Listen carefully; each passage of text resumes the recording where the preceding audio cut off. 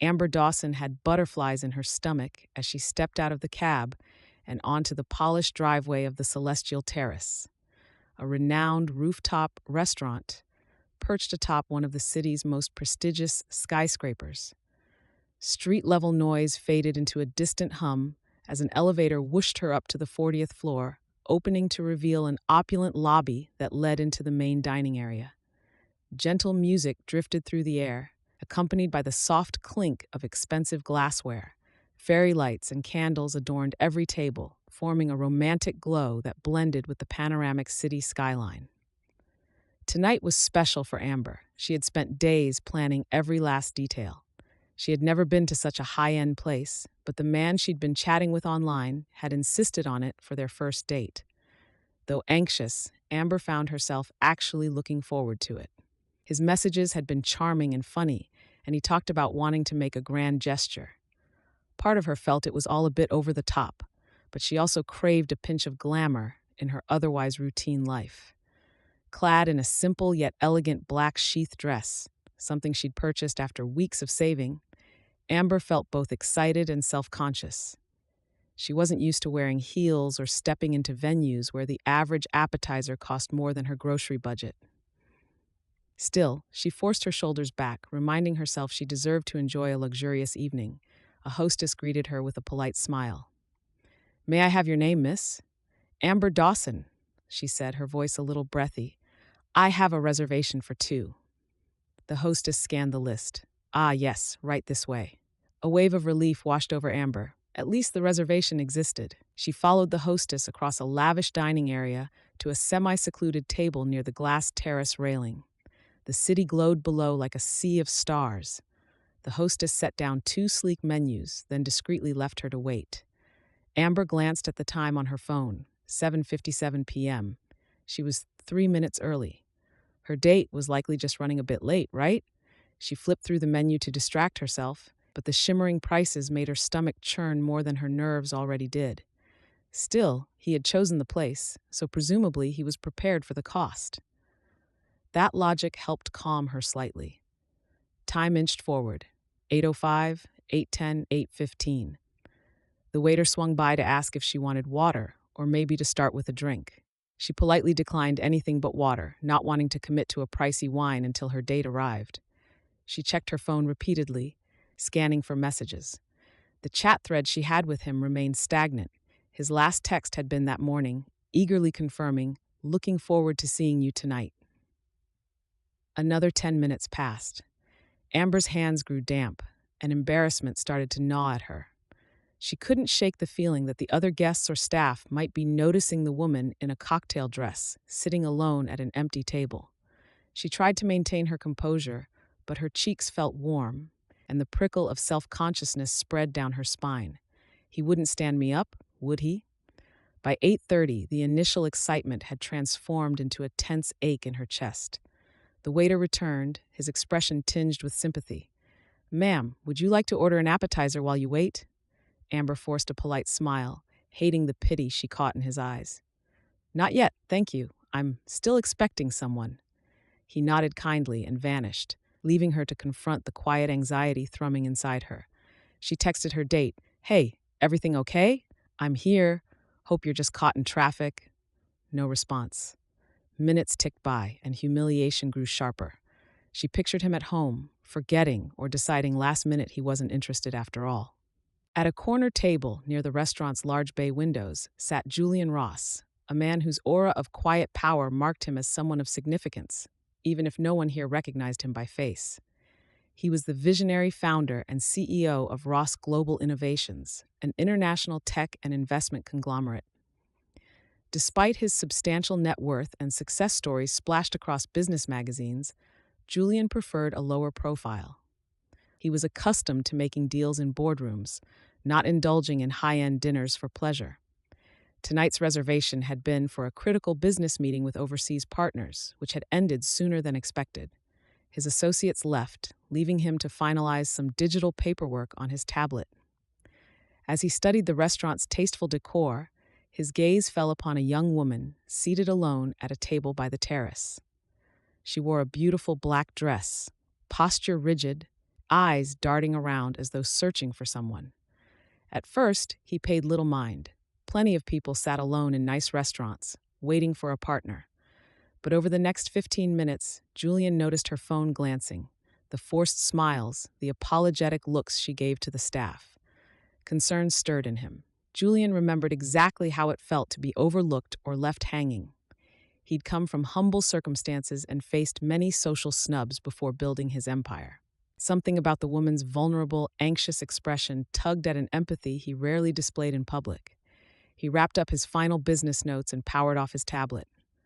By now it was evident she had been waiting far too long. The staff's subtle glances in her direction only confirmed it. Deciding he couldn't leave her to face an entire evening of awkward solitude, Julian mustered a gentle approach. At precisely 8:45, Amber let out a shaky exhale. She considered bailing before the waiter came again. What if he never shows up? She could already imagine the humiliating trek back through the dining room, past curious eyes. She checked her phone screen one more time. Still no texts or missed calls. She nearly jumped when a warm, baritone voice spoke softly behind her. "Excuse me." Turning, she saw a man who looked effortlessly elegant, dressed in a charcoal gray suit tailored to perfection. His dark hair, neatly styled, and the quiet confidence in his stance made him stand out even among the wealthy patrons here. Yet there was something genuinely kind in his eyes, which briefly put Amber at ease despite her embarrassment. "I couldn't help noticing you seemed to be waiting a while," he continued, voice measured. "I apologize if this is forward, but are you all right?" Her instinct was to feign nonchalance, but at this point her patience and pride were both fraying. "I'm supposed to meet someone," she admitted, cheeks warming. "I guess he's running really late." A flicker of compassion lit the man's gaze. "Would it be all right if I sat with you for a moment? If he arrives, I'll go. He hesitated, searching for words. "I'd hate for you to feel so alone while you wait." Amber stared for a second, uncertain.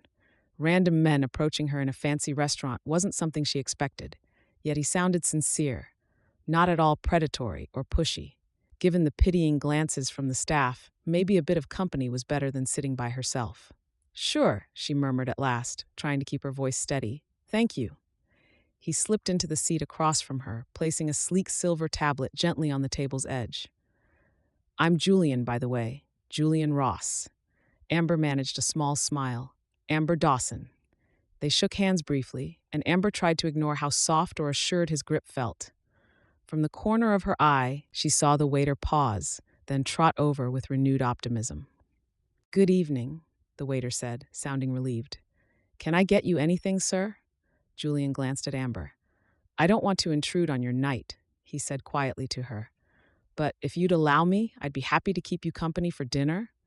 My business associates have already left, and it seems we're both in need of a more enjoyable evening." Amber weighed her options.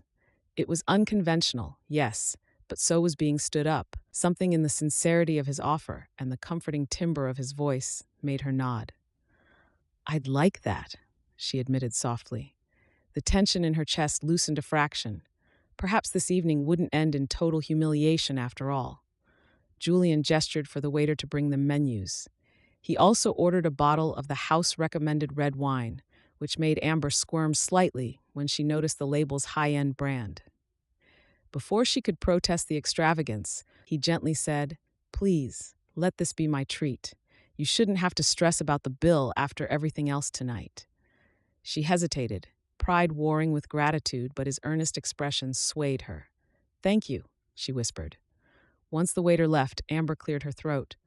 "So, what were you doing here tonight? You mentioned business associates?" Julian gave a small, almost self-conscious nod. "Yes, I was closing a deal with some partners from overseas. They wanted a fancy dinner to celebrate. It ended early, so I stayed to finish some paperwork." He didn't elaborate on his position or net worth, and Amber didn't push, though she suspected he was more than a random businessman. He carried himself with a refined ease, the kind she imagined might belong to an executive used to boardrooms and high-stakes negotiations. "What about you?" he asked, turning the focus on her. "What brought you here tonight, aside from a date who apparently forgot to show up?" The question stung a bit, but his sympathetic tone softened the blow. We met through mutual friends online, Amber explained.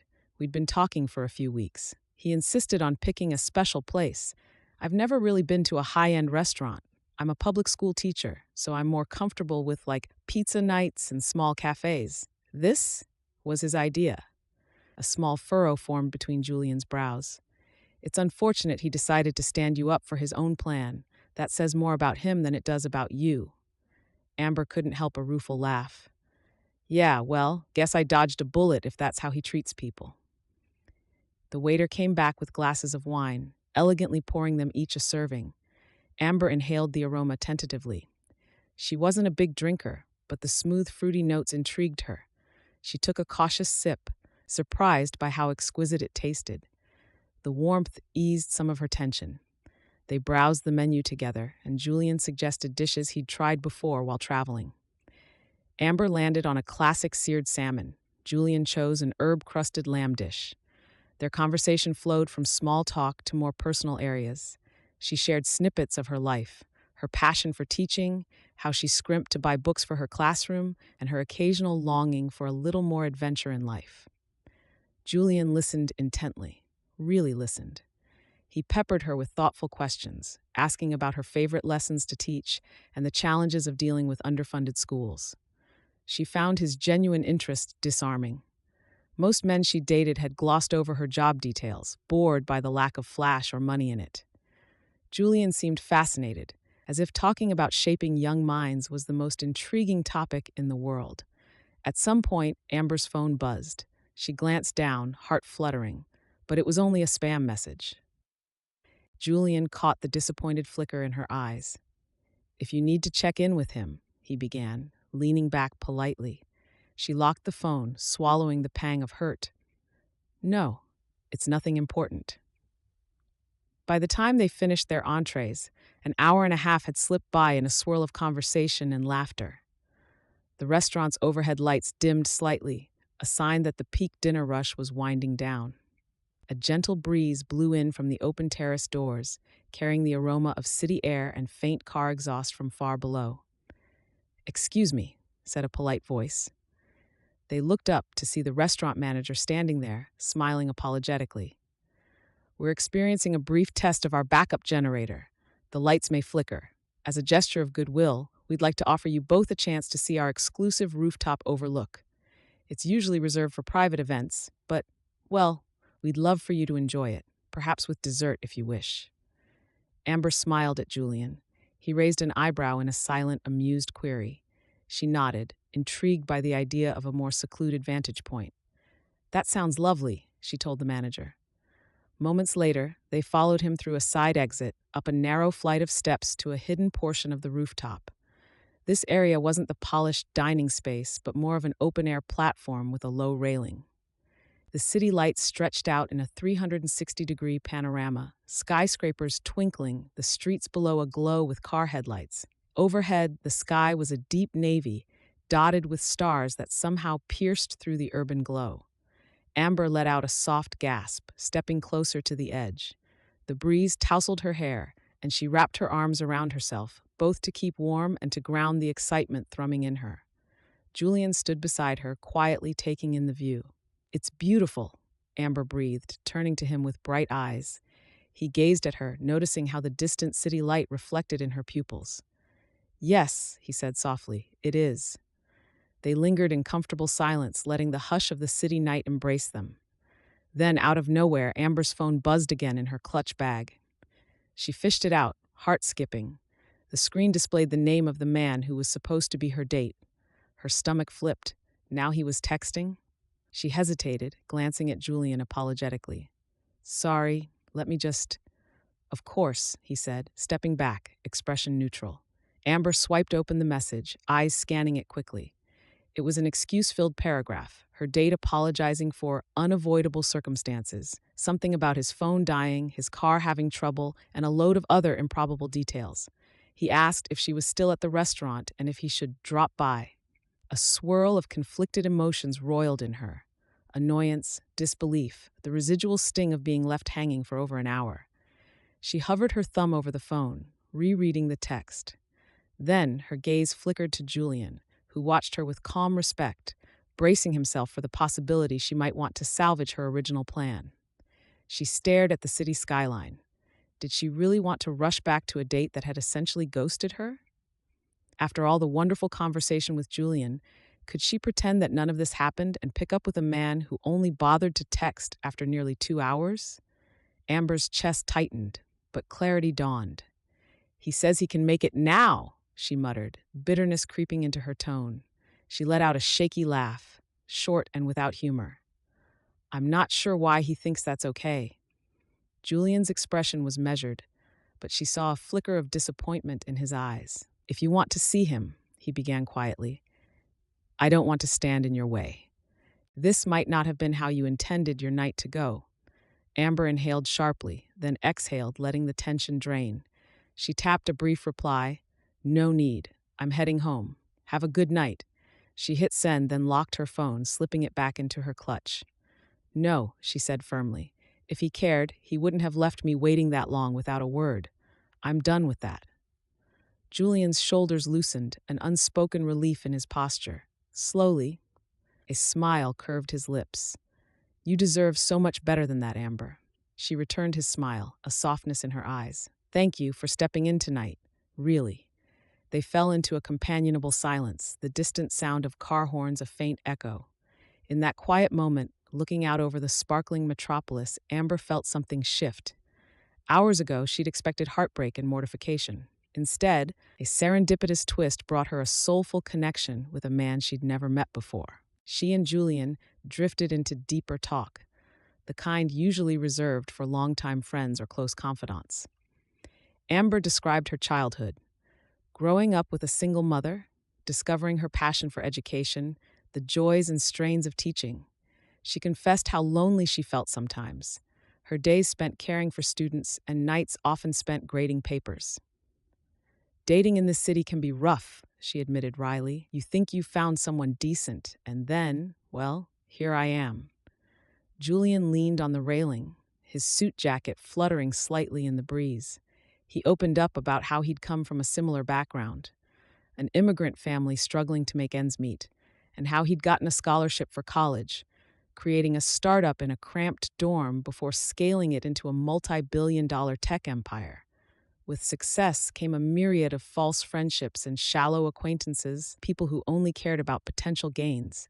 He'd grown guarded, suspicious even of new relationships. "I've spent so long focusing on the company," Julian said, his voice tinged with wistfulness. "Sometimes I forget how to just meet people, real people who aren't trying to impress me or pitch me ideas." Amber tilted her head. "So you do want more than just business deals and fancy dinners?" He gave a small huff of amusement. "Absolutely. But it's tricky to find authenticity once you're labeled as successful. I've seen people change how they treat me the moment they hear the word billionaire." He paused, eyes flicking from her face down to the city, which is why I rarely mention it unless necessary. Suddenly aware of the magnitude of his life, Amber's eyes widened. While she suspected he was wealthy, the word billionaire hadn't crossed her mind quite so literally. Yet here he was, opening up about his insecurities and longing for genuine connections. She found herself relaxing further. His wealth didn't intimidate her as much as it might have, because she glimpsed the person behind the money. A contented hush fell between them. The night sky above seemed to stretch infinitely, a comforting darkness dotted with stars. Eventually, the rooftop door swung open and the manager reappeared. "I hope you're both enjoying the view," he said with a polite smile. "We do have your table still ready downstairs if you'd like dessert. Though if you prefer, we can bring something up here. Our pastry chef makes a wonderful chocolate mousse." Amber glanced at Julian with a hint of playful excitement. "Chocolate mousse under the stars?" Julian chuckled, checking his watch. "That might be the perfect ending to this evening, if you're up for it." She nodded eagerly. The manager took their order and retreated. Over the next 15 minutes, a staff member delivered 2 elegantly plated mousses and fresh coffee, handing them over with a discreet bow. By this point, the majority of diners had left. The faint music from the restaurant below drifted up softly, mingling with the hush of the night. Amber and Julian sat on a small bench the staff had brought, savoring the decadent dessert. With every spoonful of chocolate, Amber felt her earlier anxieties melt away. Julian reached out lightly, brushing a crumb from the corner of her mouth. The tender gesture sent a flutter through her. She realized that in just a few hours they'd formed a genuine connection that felt deeper than any forced date. He wasn't the man she had come to meet, but perhaps he was exactly the person she needed. By the time they finished dessert, the rooftop restaurant was on the cusp of closing. Julian offered Amber his arm, and they made their way down the steps and back into the main dining area. Staff members smiled knowingly as they passed, and Amber felt a mix of shyness and gratitude welling in her chest. They strolled out into the elevator lobby, the doors reflecting their silhouettes. Julian pressed the button for the ground floor, turning to meet Amber's gaze. "So, I hate that your evening started out with a disappointment, but I'd like to think it improved." A soft laugh escaped her. "It definitely did. Thank you for rescuing me from what would have been a mortifying exit." The elevator arrived with a gentle ding, and they stepped inside. The mirrored walls showed them standing side by side, him in a sleek suit, her in a simple black dress. Yet they looked in that moment like a genuine pair. Amber felt her heart flutter anew. The doors opened to the ground floor, where an elegant lobby led out to the bustling street. A uniformed driver stood near the entrance, holding the door of a black luxury sedan. Amber swallowed, remembering that she had arrived via taxi. Julian motioned toward the car, then paused. "May I give you a ride home?" he asked gently. She considered. While it was tempting, she also didn't want to appear overly dependent on him. After all, this was their first encounter, albeit a magical one. I'd like that," she admitted, "if you don't mind." His eyes lit up. "Not at all. I'd prefer to ensure you get home safely." They stepped onto the sidewalk, city lights twinkling around them. The driver greeted Julian with a respectful nod, then opened the passenger door. Before Amber slipped into the plush interior, she caught a final glimpse of the lavish skyscraper above, her place of heartbreak that turned into something oddly wonderful. Seated in the quiet comfort of the sedan, Amber gazed out at the passing buildings. The gentle hum of the engine, the warm glow of the street lamps, everything felt dreamlike. "It occurs to me," Julian began, clearing his throat, "I don't know much about your daily routine, aside from teaching. Whereabouts do you live?" She gave him her neighborhood address, a modest complex near a small park. She half expected a judgmental look, but Julian merely smiled and tapped the info to the driver's navigation system. "I grew up in a neighborhood not too far from there," he said. "My mother still lives a few blocks away." Their eyes met, a sense of shared familiarity sparking. Amber realized how easy it was to talk to him, how natural. It was as if she'd known him longer than a single evening. Soon enough, the car slowed in front of a modest apartment building. Streetlights illuminated the small lot, and a single lamppost cast a circle of yellow by the entrance. Julian stepped out first, walking around to open her door. The chivalrous gesture both charmed and flustered her. "Thank you," she murmured, taking his offered hand to stand. He walked her to the building's front steps. The hum of distant traffic blended with the chirp of crickets, an odd mix of city and suburban life. Amber felt her pulse quicken. Part of her longed to invite him inside for a cup of tea or coffee, but that felt too soon, or too presumptuous. Julian didn't push either. He simply let his hand linger in hers, eyes reflecting a quiet earnestness. "I'd like to see you again," he said, tone soft but resolute. "No corporate dinners or accidental rescues. A proper date, perhaps something more suited to your tastes, if you want." Warmth blossomed in Amber's chest. "I'd love that," she admitted with a genuine smile. She handed him her phone number, noticing a flicker of relief sweep across his face as he typed it into his own device. A gentle hush fell. They stood close enough that her breath caught in her throat. Feeling bold, and more than a bit captivated, Amber leaned in, pressing a soft, tentative kiss to his cheek. Julian's hand cupped her elbow, a gentle anchor that kept her from losing herself entirely in the swirl of emotions. When she pulled back, her cheeks glowed pink. He looked just as pleasantly startled. "Good night, Julian," she whispered. "Good night, Amber," he returned, his voice huskier than before. With a final, lingering glance, he released her hand, stepping back toward the sedan.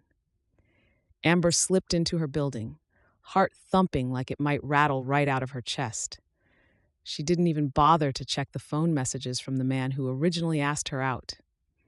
The evening had transcended that entire fiasco, leaving her with a hopeful thrill she hadn't felt in ages. Over the next several days, Amber couldn't stop replaying the chance encounter in her mind. Balancing lesson planning and papers to grade became more tolerable with the memory of Julian's gentle gaze. She found herself checking her phone eagerly, heart skipping a beat whenever a text notification appeared, hoping it might be him. Sure enough, he reached out midweek. "Would you be free for coffee this Saturday? Maybe somewhere less extravagant this time?" Amber grinned. "Coffee sounds perfect. There's a cozy cafe near my place that I love." That Saturday, he showed up in a casual button-down shirt and well-fitted jeans, still exuding quiet affluence, but in a more relaxed way. They shared pastries and cappuccinos while sitting at a small corner table lined with shelves of used books. Conversation flowed as naturally as it had on the rooftop. Amber told a funny story about her students mixing up metaphor and minotaur, leading to a class discussion on Greek myths. Julian listened with genuine amusement, sharing tidbits about his childhood, from childhood pranks to elaborate science fair experiments that first ignited his entrepreneurial spark. Every moment spent with him felt like peeling back another layer of his guarded heart. And in turn, she found herself sharing parts of her life she usually kept private. At one point, he asked about her own dreams beyond teaching, and she admitted she'd once thought about writing a children's book. He looked at her with such encouragement, it made her believe the idea might not be impossible after all. One evening, about 2 weeks after their fateful meeting, Julian invited Amber to a small charity gala. Nothing as flashy as the Celestial Terrace, he promised, but something that would let her see the philanthropic side of his work. Half nervous, half excited, she agreed. Arriving at the event, she noticed how everyone in attendance seemed to revere Julian with respectful nods and warm handshakes. They recognized him, likely knowing his philanthropic donations to educational causes. Amber found herself fielding curious glances, but Julian's presence by her side kept her steady. Whenever someone tried to corner him for business chatter, he gently guided the conversation to include Amber, showcasing that she was important to him beyond a superficial plus one. Later, walking her back to her door under the glow of streetlights, she asked him softly, "Do you always manage to stay so calm under all that attention?" He gave a small shrug. "I've learned to tune out the noise. It's a skill, though, admittedly, it's easier when I have someone genuine at my side." The sincerity in his words made her heart flutter. She could see how much he valued authenticity, something she realized they both craved after being disappointed by others in the past. Eventually, the night came for their second real date, though in reality, it felt like they'd been building a connection since day one. Julian surprised Amber with tickets to an outdoor jazz concert, still classy, but far from the stiff opulence of the Celestial Terrace. They strolled hand in hand under lantern-lit walkways, the melodic tunes of live saxophones swirling around them.